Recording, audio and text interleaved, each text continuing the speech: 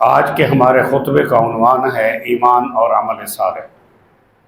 کیونکہ یہ جو دنیا کی زندگانی ہے اس میں تو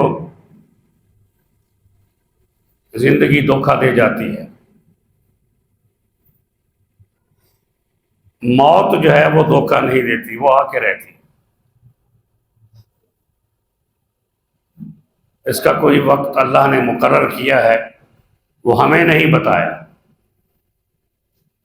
کہ وقت مقرر پر اللہ تعالیٰ جو ہے وہ اپنے پاس بلا لیتا ہے۔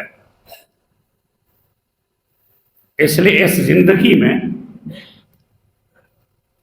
انسان جب دھوکے میں آ جاتا ہے تو اللہ تعالیٰ یہی فرماتا ہے کہ وَالْعَصْرِ إِنَّ الْإِنسَانَ لَفِي خُسْرٍ۔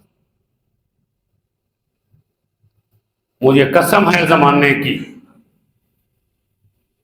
کہ بے شک انسان جو ہے وہ خسارے میں ہے۔ ہم یہ کہتے ہیں، آج کفر کی دنیا ہمیں یہ کہتی ہے کہ یہ زمانہ جو ہے یہ بہت ماڈرن ہے اور بہت ماڈل ہے، بہت اونچا نکل گیا۔ یہی کہتے ہیں نہیں، زمانہ ترقی کر گیا۔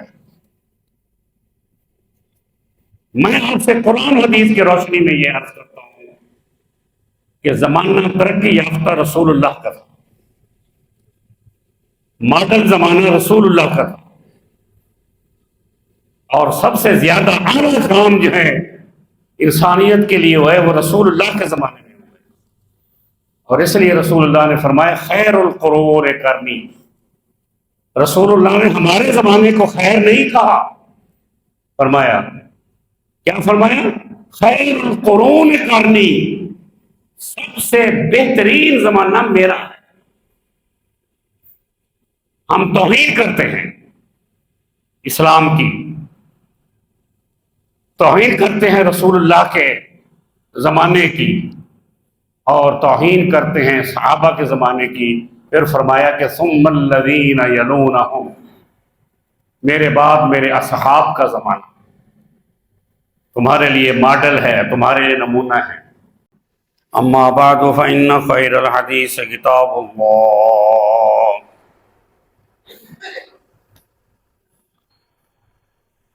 وخیر الہدی ہدی سیدنا محمد صلی اللہ علیہ وسلم وشر الامور محدثاتها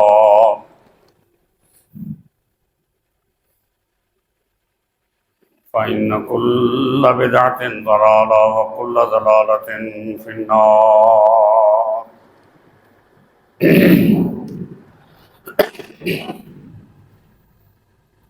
أما بعد فأعوذ بالله من الشيطان الرجيم من همزه ونفخه ونفسه۔ بسم الله الرحمن الرحيم۔ والعصر إن الإنسان لفي خسر إلا الذين آمنوا وعملوا الصالحات وتواصوا بالحق وتواصوا بالصبر۔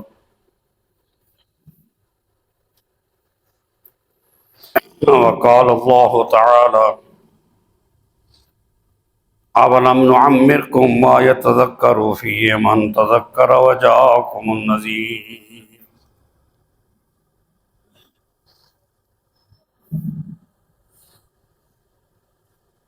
وقال الله تعالى ولو ترى إذ المجرمون ناكسوا رؤوسهم عند ربهم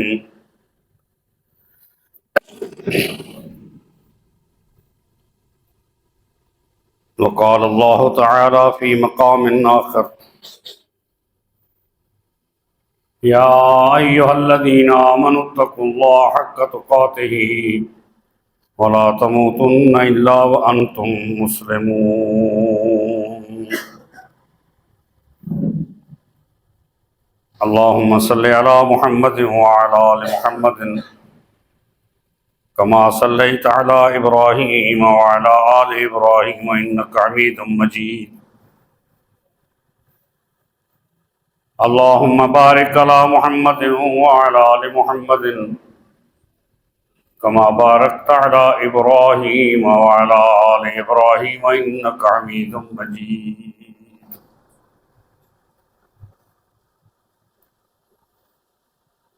أما بعد،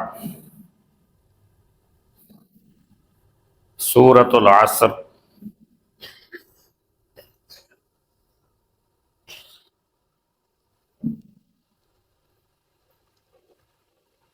مکی صورت ہے.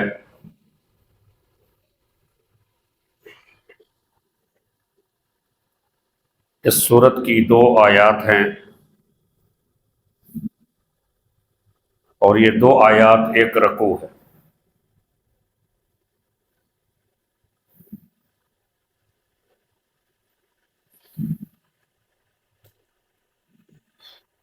اللہ تبارک و تعالی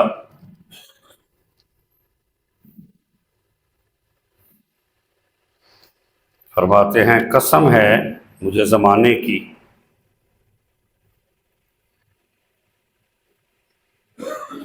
کہ یقیناً ہر انسان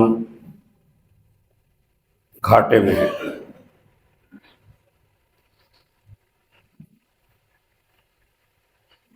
سوائے ان لوگوں کے جو ایمان لائیں اور انہوں نے صالح اعمال کیے اور ایک دوسرے کو حق کی وصیت کی اور ایک دوسرے کو صبر کی وصیت کی.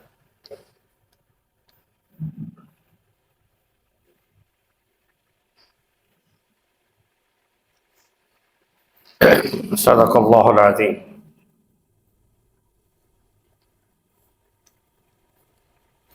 ان النصر مع الصبر، بے شک کامیابی صبر کے ساتھ ہے.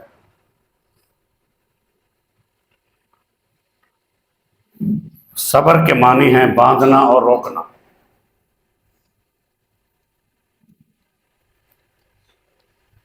اس سورہ مبارکہ میں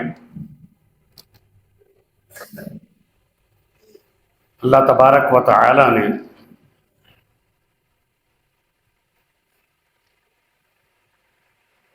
دو قسم کے کیٹیگری کے انسانوں کا ذکر کیا.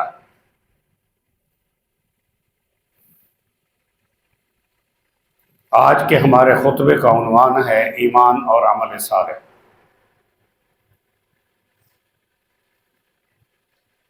ایک کیٹیگری وہ ہے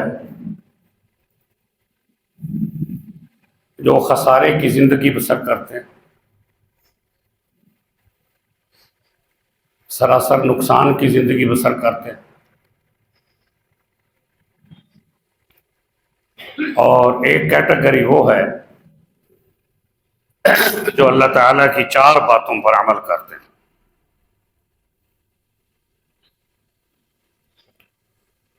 کیونکہ خسارے سے بچنے کے لیے صرف ایمان ہی کافی نہیں ہے، بلکہ ایمان کے ساتھ عمل صالح ضروری ہے.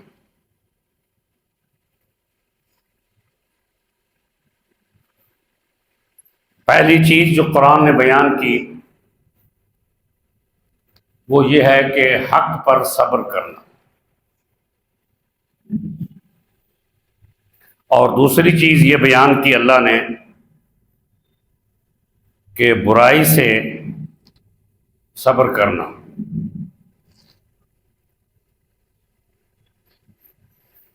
تیسری یہ بیان فرمائی کہ مصیبت پر صبر کرنا.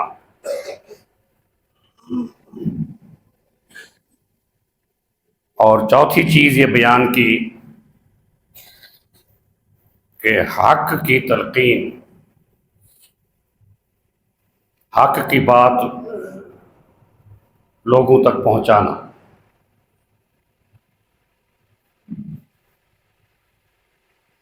ہم نے رمضان المبارک کے اندر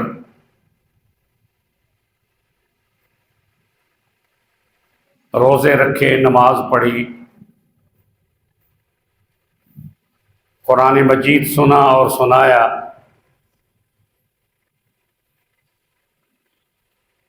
اپنی زبان کا روزہ رکھا، دل دماغ کا روزہ رکھا،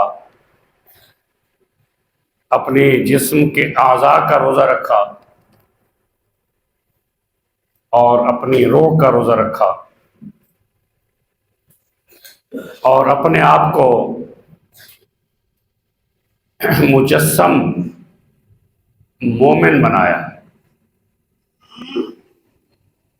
یہ مومن جو ہے یہ سراسر فائدے میں رہے. اور وہ لوگ جنہوں نے اللہ کے قانون کو توڑا، اللہ کے احکامات کی نافرمانی کی، رسول اللہ صلی اللہ علیہ وآلہ وسلم کے احکامات کی نافرمانی کی، وہ سراسر نقصان میں رہے، خسارے میں رہے.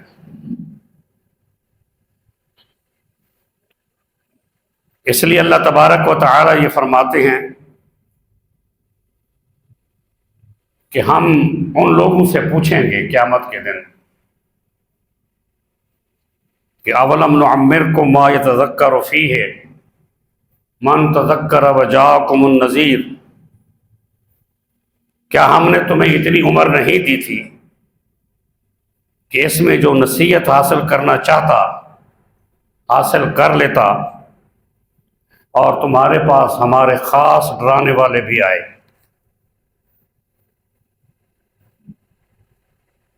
جب اللہ ہی ہم سے پوچھے، ان لوگوں سے پوچھے گا جو خسارے میں رہے، تو وہ یوم یعض الظالم علی یدیہ، کہ یہ ظالم لوگ جو ہیں وہ اپنے ہاتھوں کو کاٹیں گے اپنے دانتوں سے. وَيَوْمَ يَعَضُّ الظَّالِمُ عَلَىٰ يَدَيْهِ يَقُولُ يَا لَيْتَنِي اتَّخَذْتُ مَعَ الرَّسُولِ سَبِيلًا، وہ یہ کہیں گے کہ کاش ہم رسول اللہ کے راستے کو اپناتے، رسول کی سنت پر عمل کرتے. اور یا ویلتیٰ لیتنی لم اتخذ فلانا خلیلا، ہے کاش، ہے افسوس میرے لیے کہ ہم نے فلاں کو اپنا خلیل بنا لیا، اپنا دوست بنا لیا. اس وقت وہ پچھتائیں گے، پچھتاوا ان کو اس وقت ہی ہوگا، کیونکہ یہ جو دنیا کی زندگانی ہے اس میں تو زندگی دھوکہ دے جاتی ہے. موت جو ہے وہ دھوکہ نہیں دیتی، وہ آ کے رہتی. اس کا کوئی وقت اللہ نے مقرر کیا ہے، وہ ہمیں نہیں بتایا کہ وقت مقرر پر اللہ تعالیٰ جو ہے وہ اپنے پاس بلا لیتا ہے. اس لیے اس زندگی میں انسان جب دھوکے میں آ جاتا ہے تو اللہ تعالیٰ یہی فرماتا ہے کہ وَالْعَصْرِ إِنَّ الْإِنسَانَ لَفِي خُسْرٍ، مجھے قسم ہے زمانے کی کہ بے شک انسان جو ہے وہ خسارے میں ہے. زندگی برف کی طرح گھل رہی ہے، جس طرح گرم علاقے میں برف آ کر رکھ دیں اور پھر اوپر پنکھا چلا دیں تو وہ گھلنا شروع ہو جاتی ہے.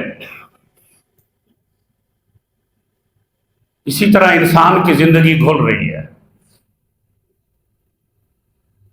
انسان یہ سمجھتا ہے کہ جی میں بڑا ہو رہا ہوں.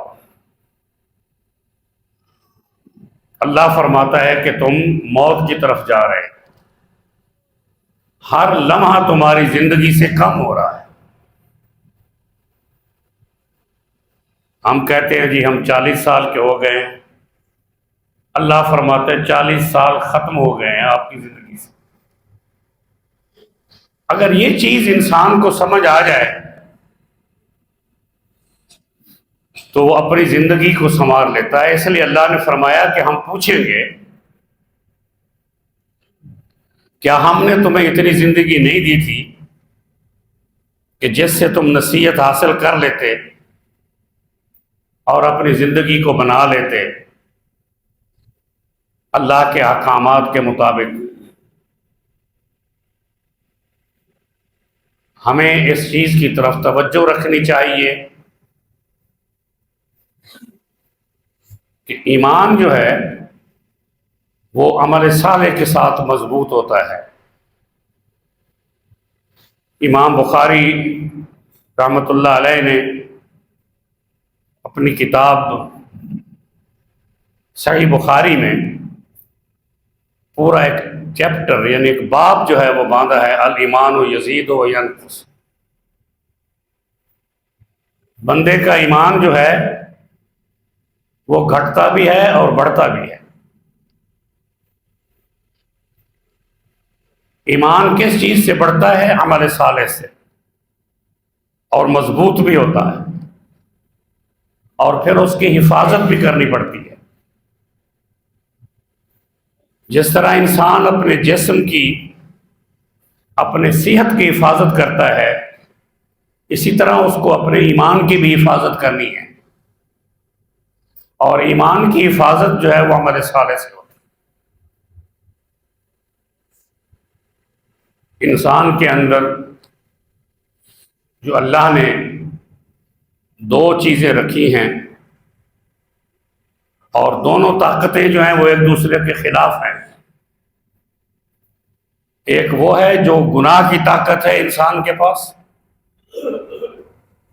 اور ایک وہ ہے جو عمل صالح کی طاقت ہے۔ عمل صالح کی طاقت کا یہ فائدہ ہے کہ وہ گناہ کی طاقت کو، شیطانی قوتوں کو مٹا دیتا ہے، اس کو ختم کر دیتا ہے، اور گناہ کی طاقت جو ہے وہ عمل صالح کو دبا دیتے ہیں۔ اس لیے انسان کا ایمان جو ہے وہ کمزور ہو جاتا ہے۔ ایمان کی مضبوطی کے لیے عمل صالح ضروری ہیں۔ اس لیے اللہ نے 5 وقت نماز فرض کی ہے۔ جس طرح آپ کے لیے کھانا جو ہے وہ ضروری ہے کہ آپ کے جسم میں طاقت آتی ہے، اسی طرح نماز ضروری ہے، آپ کے ایمان کو طاقت ملتی ہے، مضبوطی ملتی ہے ایمان سے۔ تو اس لیے اللہ فرمایا کہ اِلَّا الَّذِينَ آمَنُوا وَعَمِلُوا الصَّالِحَاتِ۔ دیکھیں، زمین کا صرف مالک ہونا ضروری نہیں ہے، اس کی کیئر کرنا بھی ضروری ہے، اس کی حفاظت بھی ضروری ہے۔ اگر وہ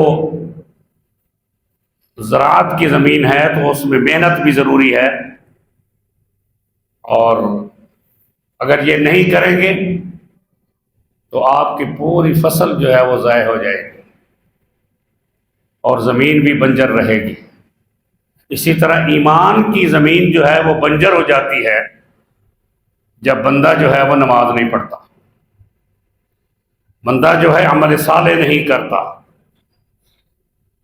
اور اس صورت سے ایک چیز اور بھی ہمیں مل رہی ہے، وہ یہ کہ اسلام، ایمان، یہ کوئی کنونشنل چیز نہیں ہے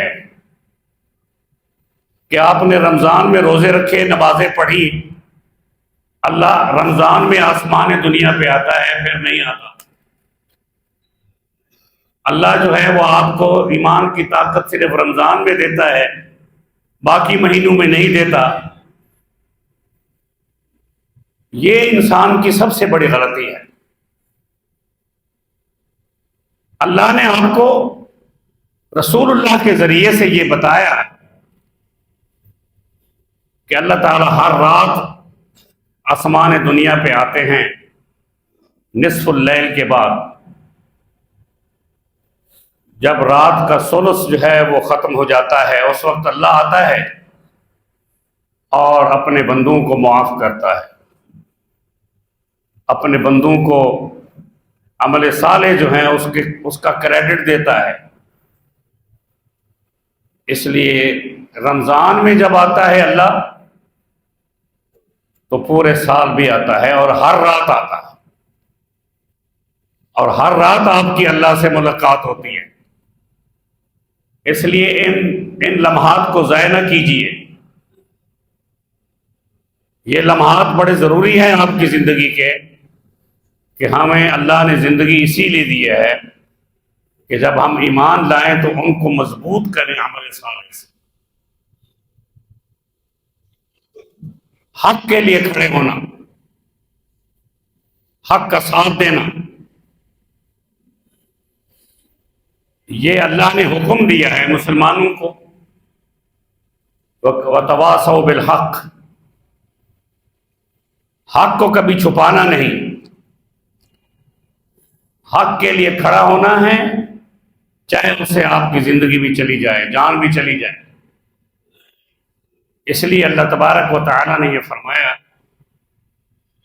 کہ عمل صالح جو ہیں اس کی مضبوطی حق پر چلنے سے بھی ہے،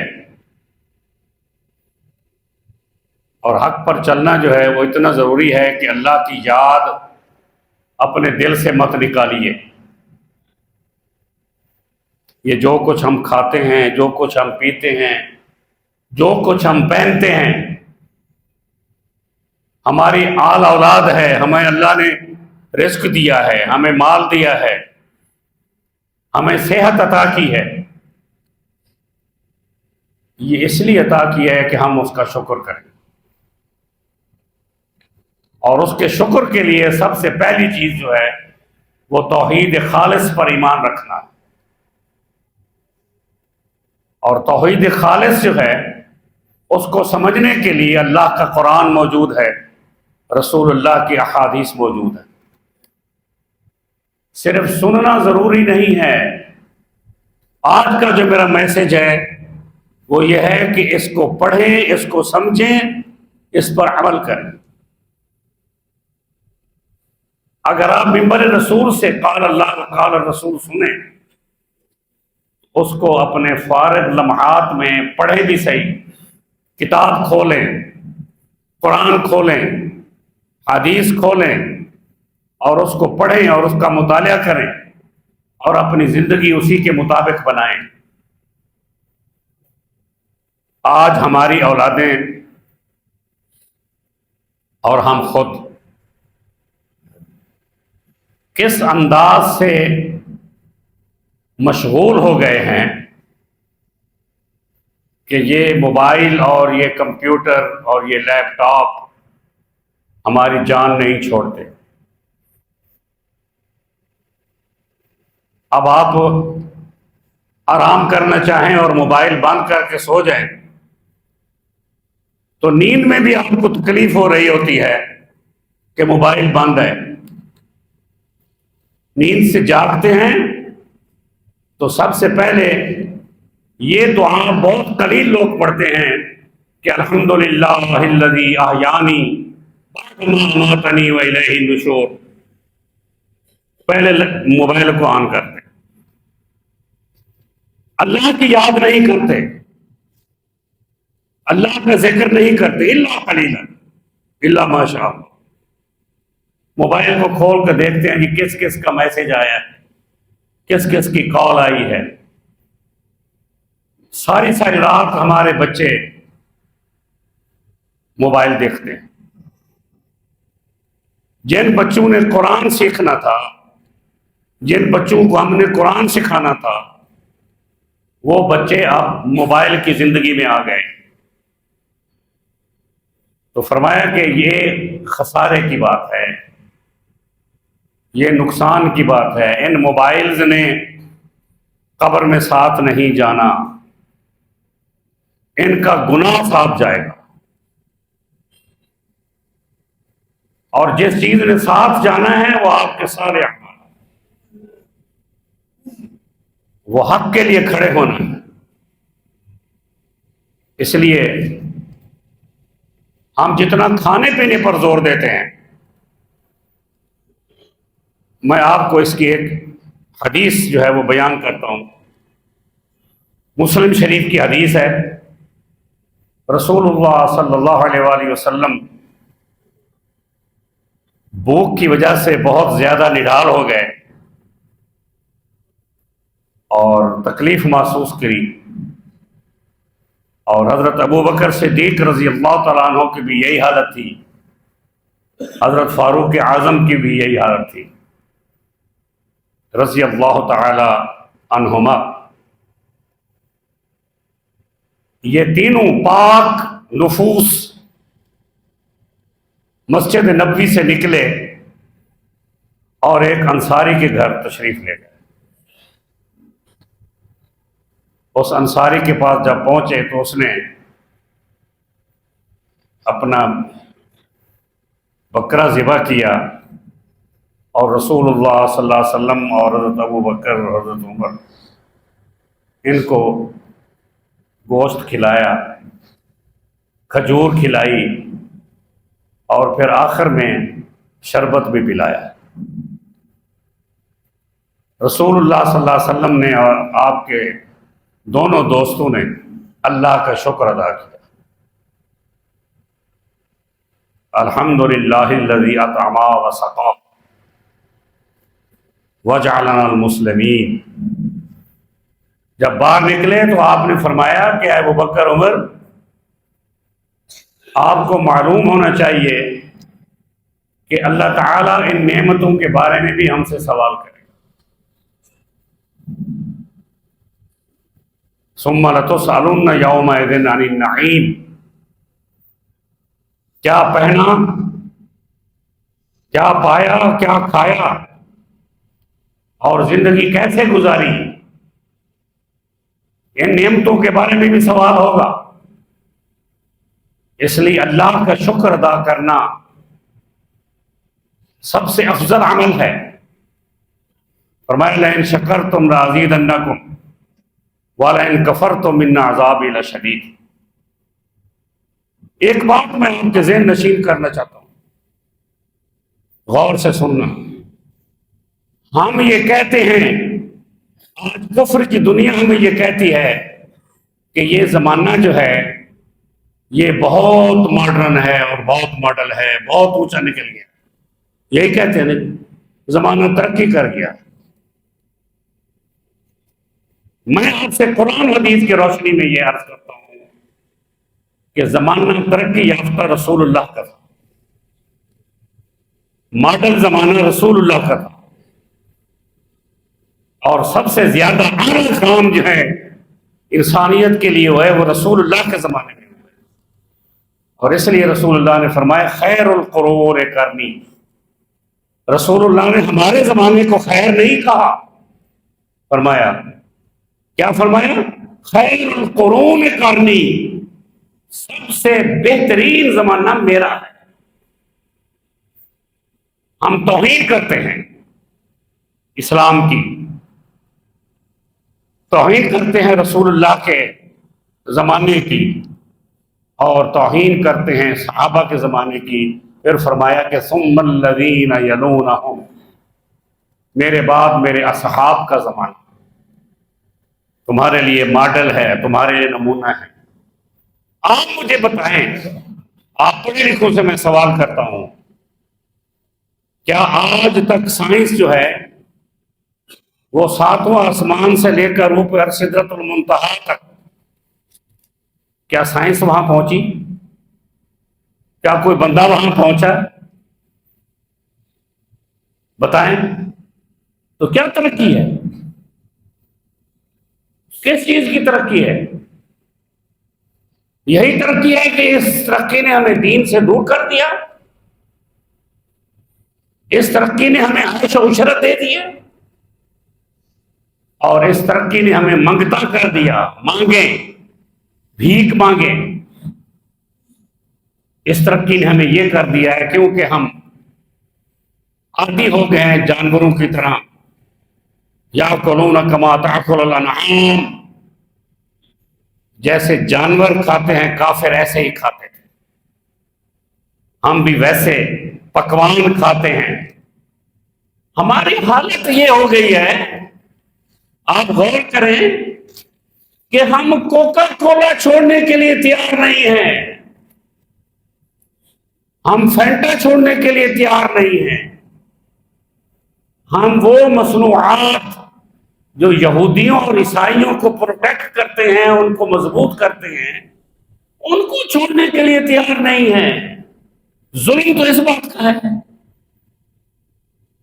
کہ ہم ان شہداء کا خون پی رہے ہیں، جن شہداء نے اللہ کے راستے میں جان دی ہے، یہ ان کا خون پی رہے ہیں، ان کا خون چوس نہیں ہے۔ ہمارے ٹیلی ویژن یہ دکھا رہے ہیں کہ ہمارے بچے عیدی منا رہے ہیں، ٹیلی ویژن وہ نہیں دکھا رہا کہ عید کے دن اسماعیل ہنیہ کے خاندان کو شہید کر دیا گیا، 70 کے قریب فلسطینی جو ہیں وہ شہید کر دیے گئے، اور وہ ماں اگر بچی ہے تو وہ اپنی بیٹی کے ہاتھ زمین کی مٹی سے ڈھونڈ رہی ہے کہ کہیں میری بیٹی کا ہاتھ یا بازو مل جائے، میں اس کو چوڑیاں پہنا دوں۔ آپ اپنے بچوں کو چوڑیاں پہنا رہے ہیں، اگر کوئی باپ بچہ ہے تو وہ قبر کی مٹی کو کھود رہا ہے اپنے ہاتھ سے اور کہہ رہا ہے کہ کاش میرا بیٹا یہاں سے نکل آئے اور میں اس کو عید کے کپڑے لے کر دوں۔ ہم نے کتنی خوشیاں منائی،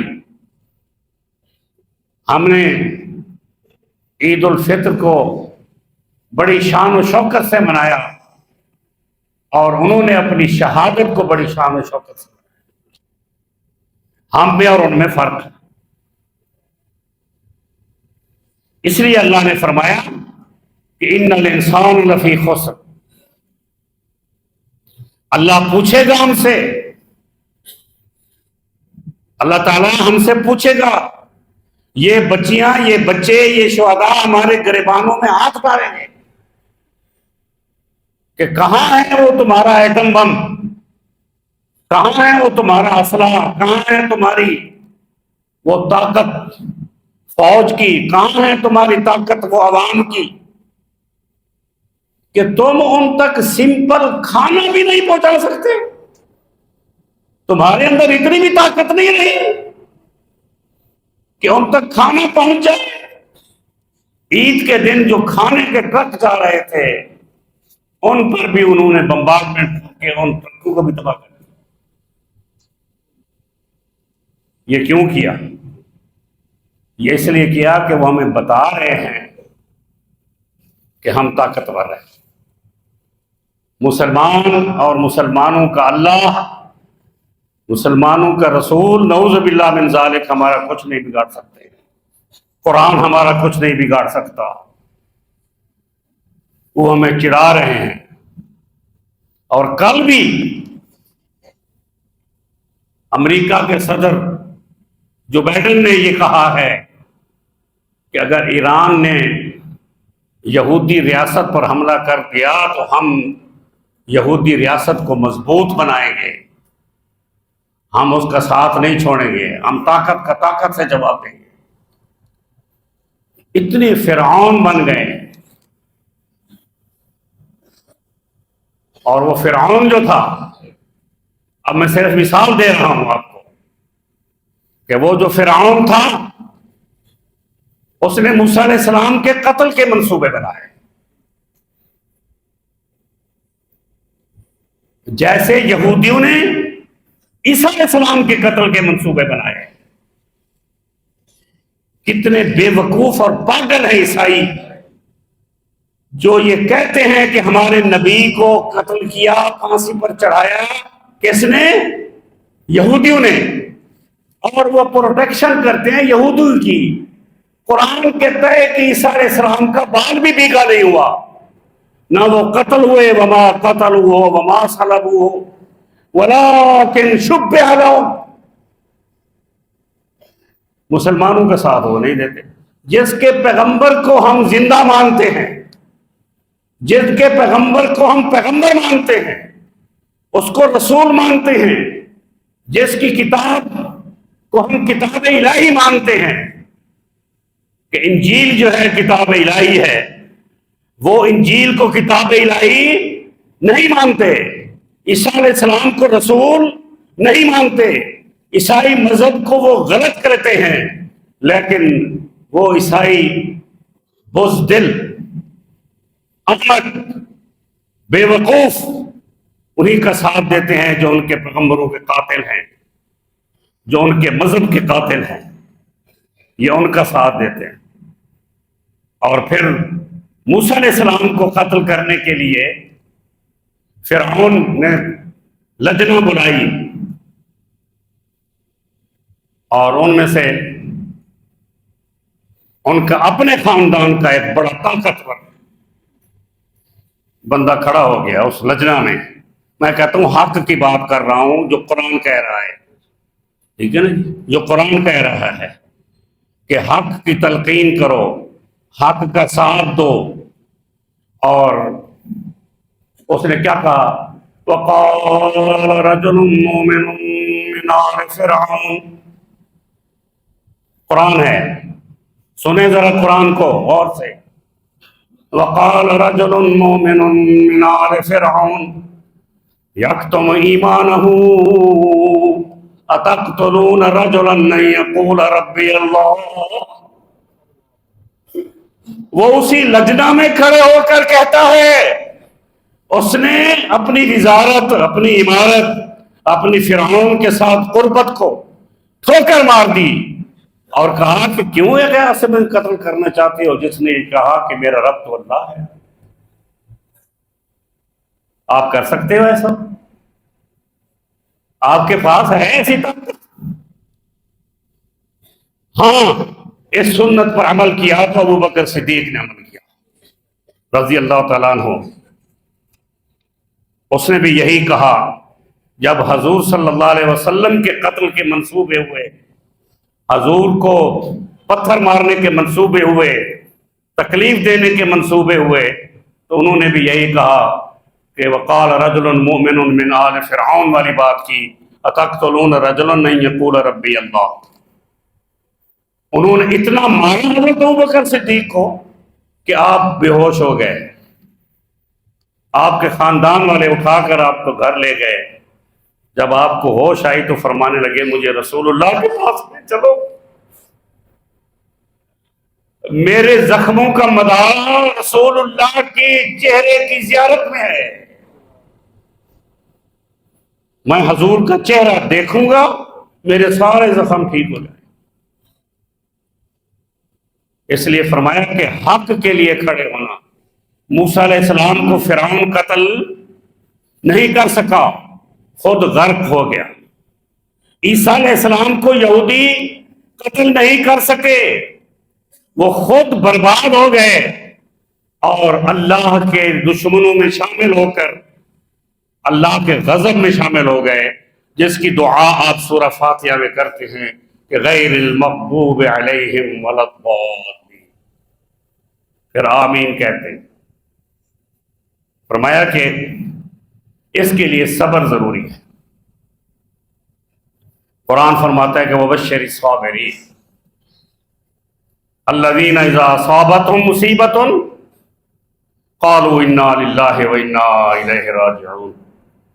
آج بھی سنبھل جاؤ مسلمانوں، آج سنبھل جاؤ، حق کے لیے کھڑے ہو جاؤ۔ حضرت خدیجۃ الکبریٰ رضی اللہ تعالیٰ عنہا نے رسول اللہ کی 4 صفات بیان فرمائی تھی۔ جب حضور پر وحی آئی، حضور نے فرمایا زملونی زملونی زملونی، مجھے بخار ہو رہا ہے، مجھے کمبل اڑا دو۔ تو واقعہ جب سنایا تو رسول اللہ کی 4 صفات حضرت خدیجۃ الکبریٰ نے بیان فرمائی، اور اس میں ایک صفت یہ بھی تھی وَتُعِينُ عَلَى نَوَائِبِ الْحَقِّ،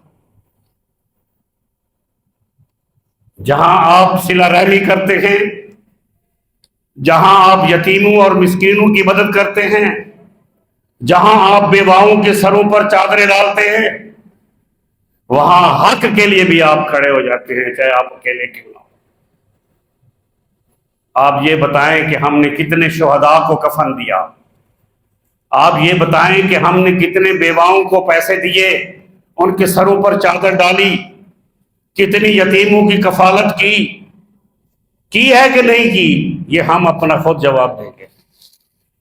میں اس چیز کے حق میں ہوں کہ آپ روزہ افطار کروائیں، روزے کی سحری کروائیں، لیکن ان لوگوں کو کروائیں جو روزہ رکھنا چاہتے ہیں، جنہوں نے روزہ رکھا ہوا ہے، اور انہی کی افطاری کرائیں، اور ان کو نیکی کی تلقین کریں، ان کو تقوی کی تلقین کریں۔ یہ نہیں ہے کہ ہر کے میں کو آپ لائنیں لگوا کے ان کو کھابے دیتے جائیں اور کہیں کہ جی افطاری ہے، یہ سحری ہے۔ لا ابداً، اس کا کوئی ثواب نہیں ہے۔ ثواب یہ ہے کہ جن لوگوں کو آپ جانتے ہو ان کے گھروں تک پہنچاؤ، افطاری بھی اور سحری بھی ان کے گھروں تک پہنچاؤ، تاکہ ان کو ہاتھ نہ پھیلانے پڑے، وہ بغیر سحری کے روزہ نہ رکھے۔ تو فرمایا کہ وہ فلسطینی شہداء کے گھرانے جنہوں نے بغیر سحری اور بغیر افطاری کے روزے رکھے ہیں، آپ کو ان کا کوئی پتہ نہیں۔ وآخر دعوانا الحمد للہ رب العالمین والعاقبۃ للمتقین والصلاۃ والسلام علی سید المرسلین محمد وعلی آلہ وصحبہ اجمعین۔